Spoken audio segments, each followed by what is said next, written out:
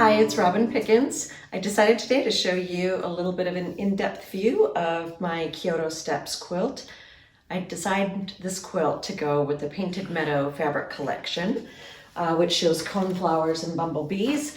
And I will be putting up a blog post which shows this quilt mocked up into Abbey Rose fabrics because Abbey Rose is in shops right now. I thought it would be helpful to have some computer renderings of that. The main quilt that I have here of Kyoto Steps is this one that is a twin size quilt. You can see that the quilt is composed of numerous sizes of rectangular blocks. This is a really good quilt that is suitable for more beginning level quilters because you don't really have difficult matching of points. You aren't making fancy triangles or fancy blocks. This is simple patchwork piecing, and you can do this in rows, and it's actually really satisfying to make progress on this quilt. The way it was designed, we have this center area of the quilt which is more dense, and then as the rectangles go to the top to the bottom, they start to spread out more, leaving more of the negative space of the background. What I did also on the back of this quilt is I used some extra pieces. I had some extra yardage, and I made a column going down the middle to piece together my backing. I liked the coneflowers on the back of here for a nice splash of, large print.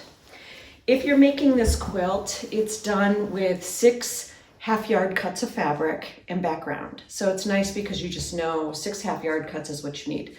There's also a lap size quilt, and that uses 1/3 yard cuts in 6 fabrics. If you have directional fabrics, so let's say for this main panel, because I do large florals, I like to have a large section of the quilt that can show off those really big prints. If you have something that's directional, you might want to step it up and get 2/3 of a yard as opposed to a half yard, or instead of getting 1/3 of a yard for the lap, get a half yard instead of a 1/3. It happens that the coneflowers on this fall perfectly the direction they're going. If your design is flipped the other way, or if you really want to do fussy cutting to show part in that panel, that's when I would step it up to the other size. So you can kind of see the difference here. This is the lap quilt. And it's the same structure of the quilt, and as opposed to sometimes when we size things down we just have less columns, but it's the same size block. On this, actually the size of the blocks has been sized down, so this is like an 8.5 versus that's an 11. If you wanted to make a really scrappy version of this, you could use layer cakes for the lap size. You couldn't do it for the twin, but for the lap you could use layer cakes and really make it a much scrappier looking quilt. It would kind of have a different feel to it. So I do have some limited kits that are available in my shop for these. I will cut more fabric as needed, as much as I have. And please check out my blog because I will be showing this mocked up with Abbey Rose.